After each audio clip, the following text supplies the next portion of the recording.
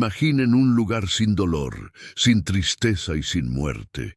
Un jardín de belleza inmaculada, donde el agua de los ríos brillaba como plata líquida, los árboles daban frutos que brillaban con luz propia y las bestias más feroces se acostaban tranquilas junto a la humanidad.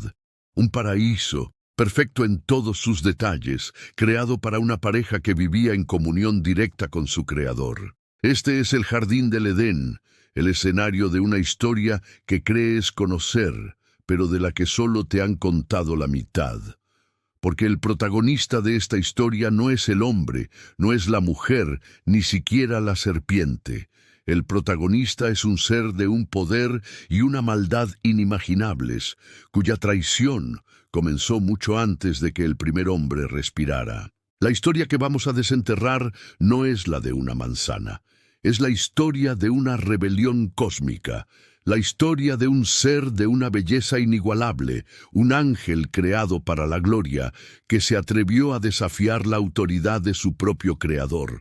La Biblia lo llama lucero de la mañana, la estrella del alba. Un ser tan perfecto que su orgullo lo consumió.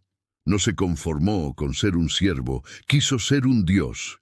Quiso sentarse en el trono más alto, por encima de las estrellas, y ser como el Altísimo.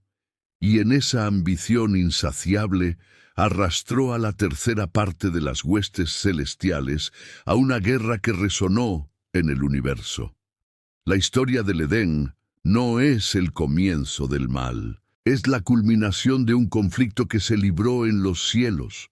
Lucero y sus seguidores, los que hoy llamamos ángeles caídos, se enfrentaron a un ejército de leales a Dios. La batalla fue feroz.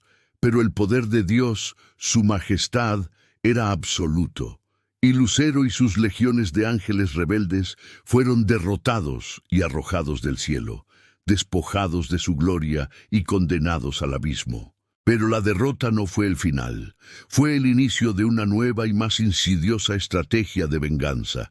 Si el mal no podía tomar el trono de Dios, entonces destruiría lo que más amaba. Y lo que más amaba era su nueva creación, la humanidad.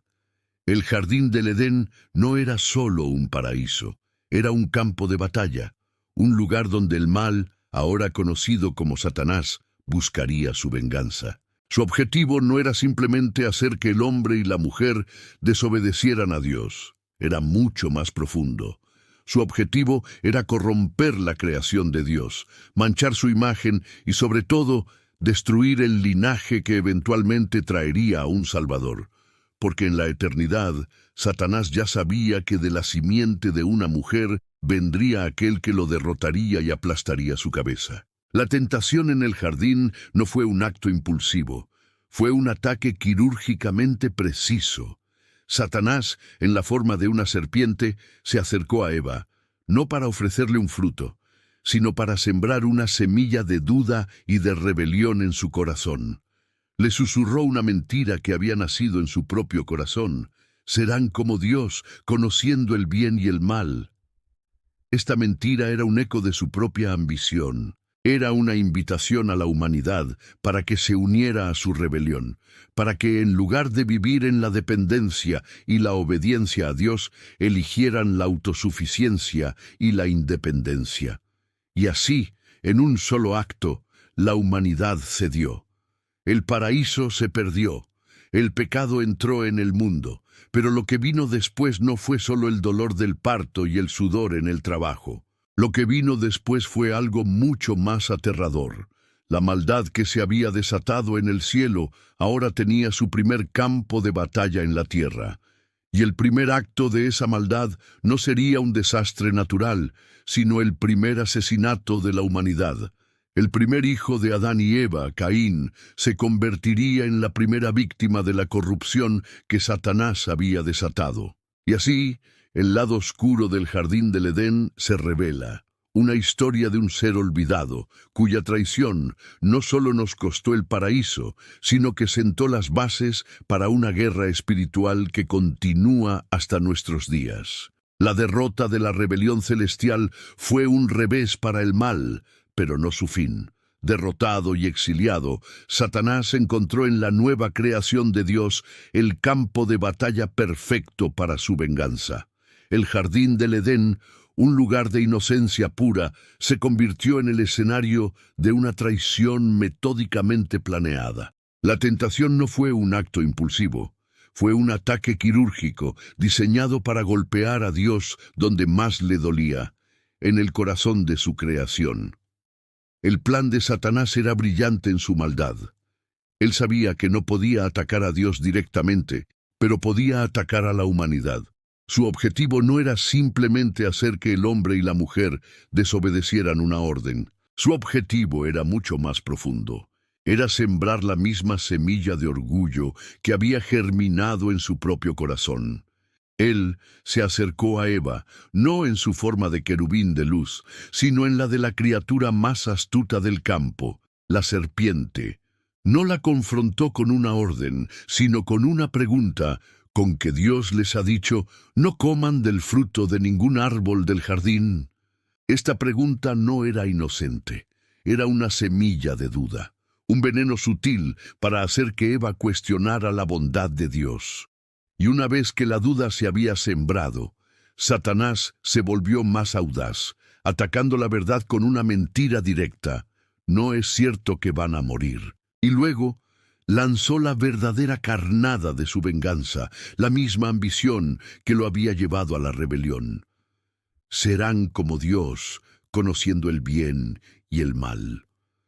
En esas pocas palabras, Satanás le ofreció a la humanidad lo que él mismo había buscado y perdido: el conocimiento, el poder y la independencia de Dios. Lo sedujo para que, en lugar de vivir en la dependencia y la obediencia, eligieran la autosuficiencia y la independencia. Los convenció de que la obediencia no era una virtud, sino una debilidad. Y en ese acto, Adán y Eva cedieron. Pero la traición en el Edén no fue un evento aislado. Era la segunda fase de una guerra que había comenzado en el cielo. Al corromper a la humanidad, Satanás no solo les quitó su inocencia, sino que también contaminó el linaje que eventualmente traería a un Salvador. Desde la eternidad, Satanás ya sabía que su derrota no sería en el campo de batalla, sino en la cruz. Él sabía que de la simiente de una mujer vendría aquel que lo derrotaría y aplastaría su cabeza, como está escrito en Génesis 3:15, y pondré enemistad entre tú y la mujer, y entre tu simiente y la simiente de ella. Ésta te herirá en la cabeza, y tú la herirás en el calcañar. Satanás, en su desesperación, intentó impedir el cumplimiento de esa profecía. La tentación en el jardín no fue solo un acto de desobediencia, fue un intento de contaminar la línea de sangre humana desde el principio, para que no hubiera un Salvador. Quería que no hubiera una simiente de la mujer que pudiera mantenerse pura. Quería que todos los hombres fueran esclavos del pecado y así asegurar su victoria. La caída en el Edén fue la tragedia más grande de la historia. Nos costó el paraíso, nuestra comunión directa con Dios y nuestra inmortalidad. Pero lo que vino después no fue solo dolor y trabajo. La maldad que se había desatado en el cielo ahora tenía su primer campo de batalla en la tierra. Y el primer acto de esa maldad no sería un desastre natural, sino el primer asesinato de la humanidad. El primer hijo de Adán y Eva, Caín, se convertiría en la primera víctima y el primer vehículo de la corrupción que Satanás había desatado. Una tragedia que nos revela que el mal no es solo un concepto, sino una fuerza que se propaga y busca destruir la esencia misma de la humanidad. El pecado, una vez que tuvo un punto de apoyo en la humanidad, no tardó en extenderse. La caída en el jardín del Edén fue la puerta. Y a través de esa puerta, la maldad que antes se había confinado a los reinos celestiales, ahora tenía su primer campo de batalla en la tierra, un campo de batalla que se libraría en el corazón de los hijos de Adán y Eva. La historia de Caín y Abel no es un simple cuento de celos fraternales. Es el primer fruto de la corrupción, el primer asesinato y la primera manifestación de un legado de maldad que se transmitiría a través de las generaciones. La Biblia nos dice que Caín, el primogénito, era agricultor, mientras que Abel, el segundo, era pastor. Y cuando llegó el momento de ofrecer un sacrificio a Dios, cada uno trajo su ofrenda. Abel trajo lo mejor de su rebaño, una ofrenda de corazón que fue aceptada por Dios. Pero Caín trajo de los frutos de la tierra, una ofrenda que fue rechazada. La razón del rechazo no era el tipo de ofrenda, sino la condición de su corazón. Dios vio en Caín no una ofrenda, sino una rebelión, una arrogancia que decía que él podía acercarse a Dios en sus propios términos. Y Dios, en su gracia, no lo abandonó. Le habló directamente advirtiéndole: si haces lo bueno, serás bien recibido, pero si no haces lo bueno, el pecado te está acechando a la puerta. Su deseo es dominarte, pero tú debes dominarlo. Esta no fue solo una advertencia, fue una profecía. Dios vio en el corazón de Caín una lucha, y el pecado personificado estaba agachado en la puerta, listo para devorarlo. El problema de Caín no fue su ofrenda, fue que él se negó a dominar el mal que estaba en su corazón, y así, la maldad que había seducido a sus padres en el jardín encontró en Caín su primer verdadero vehículo. La ira se apoderó de él. Y el mal, que había susurrado mentiras en el oído de su madre, ahora le susurraba la venganza en su corazón. Y en un acto de rabia, Caín mató a su hermano Abel. Este no fue un crimen de pasión, fue un asesinato con un propósito profético. La Biblia nos dice que Abel con su ofrenda a un muerto habla. Su muerte no fue el fin, sino la primera manifestación del conflicto entre el linaje del bien y el linaje del mal. Al matar a Abel, Caín no solo mató a su hermano, sino que se convirtió en el primer hijo de la serpiente, como está escrito en el Evangelio de Juan. Él, por su propia elección, se unió a la rebelión que había comenzado en el cielo. Pero la historia no termina con el asesinato. El legado de Caín es un misterio que ha desconcertado a los eruditos durante milenios. Cuando Dios lo confronta, Caín responde con la famosa frase: ¿soy yo acaso guarda de mi hermano?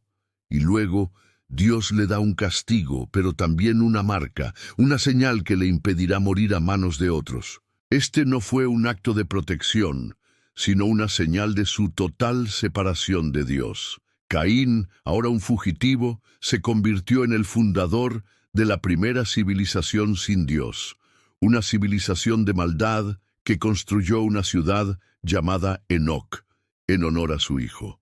Y en esa civilización, la maldad que había comenzado con una mentira en el Edén, floreció. Sus descendientes se volvieron famosos por su arrogancia y su violencia. Un hombre llamado Lamec, un descendiente de Caín, se jactó de su violencia, diciendo que si Caín fue vengado 7 veces, él sería vengado 77. La maldad se había convertido en un orgullo. El pecado que acechaba en la puerta de Caín ahora se había vuelto tan común que era motivo de celebración. La historia de Caín y Abel es la primera manifestación de la guerra espiritual en la tierra.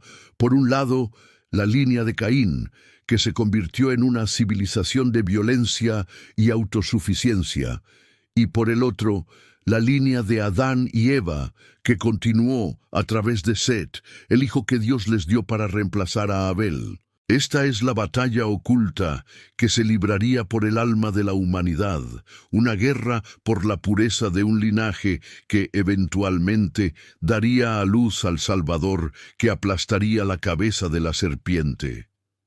El mal había intentado destruir la línea de Abel, pero no se esperaba que Dios tuviera un plan de respaldo. El asesinato de Abel no fue el final del conflicto, sino el inicio de una guerra espiritual que se libraría en el corazón mismo de la humanidad. El mal, que había ganado su primera victoria con la traición de Caín, ahora tenía su propio linaje en la tierra. Pero Dios, en su infinita sabiduría, ya tenía un plan de respaldo. Y así comenzó la batalla oculta, una guerra por el alma de la humanidad que se libraría a través de dos líneas de sangre, la línea de Caín y la línea de Set. La Biblia nos dice que Adán y Eva tuvieron otro hijo, y Eva, en su dolor, lo llamó Set, diciendo: «Porque Dios me ha sustituido otro hijo en lugar de Abel, a quien mató Caín». Set no fue un reemplazo ordinario. Fue el comienzo de un nuevo linaje, una estirpe de la que la Biblia dice que se comenzó a invocar el nombre del Señor. La línea de Set se convirtió en la línea de la rectitud y la fe, una línea de descendientes que buscaban a Dios en un mundo que rápidamente se estaba corrompiendo. Por otro lado, la línea de Caín se convirtió en una civilización de maldad y arrogancia. Sus descendientes se volvieron famosos por su violencia y por su habilidad en la guerra. Un hombre llamado Lamec, descendiente de Caín, se jactaba de su propia violencia, diciendo que si Caín sería vengado 7 veces, él lo sería 77. La maldad ya no era solo una debilidad personal, sino un orgullo que se transmitía de generación en generación. La línea de Caín no buscaba a Dios. Construía su propio mundo, una civilización de autosuficiencia y de poder humano. Pero la guerra no se libraba solo entre dos linajes. La verdadera batalla, el conflicto más grande, se libraba en lo invisible. Satanás tenía una segunda estrategia para corromper a la humanidad y destruir el plan de Dios de redención. Esta estrategia era mucho más insidiosa. Era la unión de los ángeles caídos con las mujeres de la línea de Set. La Biblia nos dice que los hijos de Dios vieron que las hijas de los hombres eran hermosas y tomaron esposas para sí mismos. Esta unión no era solo una transgresión moral, era una corrupción genética. Era un intento de contaminar la línea de sangre de la humanidad con una simiente maligna, la misma simiente que daría origen a los gigantes, los nefilins. La maldad de la humanidad se hizo tan grande que la tierra se contaminó. La Biblia nos dice que Dios vio la maldad del hombre en la tierra y que todo designio de los pensamientos de su corazón era de continuo solamente el mal. La corrupción que se había sembrado en el Edén había florecido. La violencia, la perversión y la rebelión de los ángeles caídos se habían fusionado con la naturaleza humana. Y por esa razón, Dios tomó la decisión más dramática de la historia: el diluvio.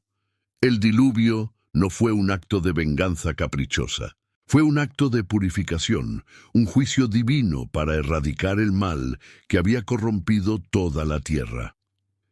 La Biblia nos da un detalle crucial. Solo un hombre en toda la tierra era perfecto en su generación: Noé. Esta frase no se refiere solo a su rectitud moral, sino también a la pureza de su linaje. Noé y su familia eran los únicos que no habían sido contaminados por la unión de los ángeles caídos. Ellos eran el último vestigio de la línea de Set. Ellos eran la última esperanza de la humanidad, el único hilo conductor que llevaría a la profecía del Mesías a su cumplimiento. Y así, en un acto de juicio y de gracia, Dios limpió la tierra para salvar a una pequeña porción de la humanidad, la semilla que crecería y que con el tiempo daría a luz al Salvador que aplastaría la cabeza de la serpiente. Hemos viajado a través de un relato que creíamos conocer, solo para descubrir la historia de una guerra cósmica que comenzó en el cielo y se trasladó al corazón mismo de la humanidad. Desde la traición de la serpiente en el jardín del Edén, hasta el legado de maldad de Caín y la batalla por un linaje puro. Cada acto ha sido parte de una estrategia para evitar que se cumpla la primera y más importante de todas las profecías, que la simiente de una mujer aplastaría la cabeza de la serpiente. El diluvio fue el punto culminante de este juicio, un acto de purificación para salvar a la humanidad de una corrupción total. Pero no fue el final de la historia, fue el comienzo de una nueva fase en la guerra espiritual.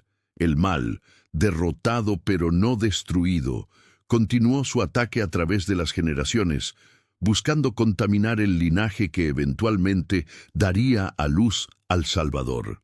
Y es aquí donde la historia del Edén se conecta de forma gloriosa con la culminación de los tiempos. La profecía que Dios dio a Adán y Eva, aquella que parecía una simple promesa, era en realidad el mapa de nuestra redención.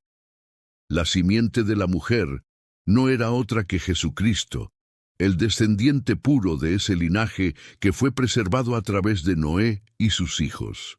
Él vino a la tierra no como un rey de guerra, sino como un siervo, como la ofrenda perfecta para reconciliar a la humanidad con su Creador. Y en la cruz, el mal pensó que había ganado su victoria final.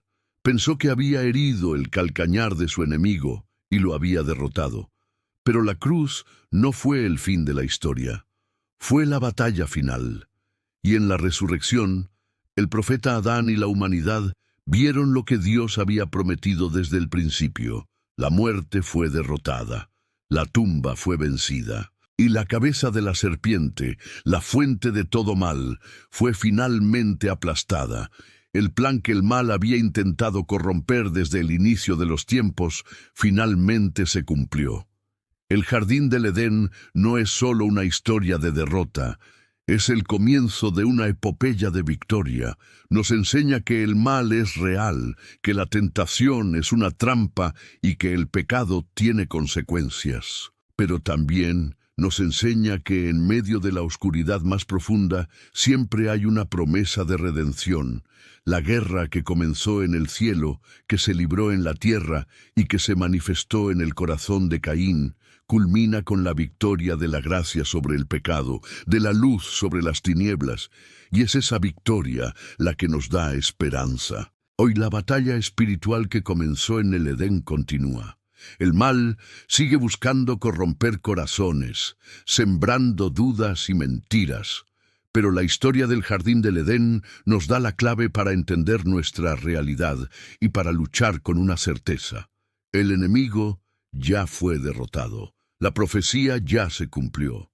Y la elección que se nos presenta es la misma que se le presentó a Adán y Eva, y a Caín y a Abel. Es una elección entre la obediencia y la rebelión, entre la luz y la oscuridad. La respuesta a esta pregunta no está en el pasado, está en el presente, en tu propio corazón.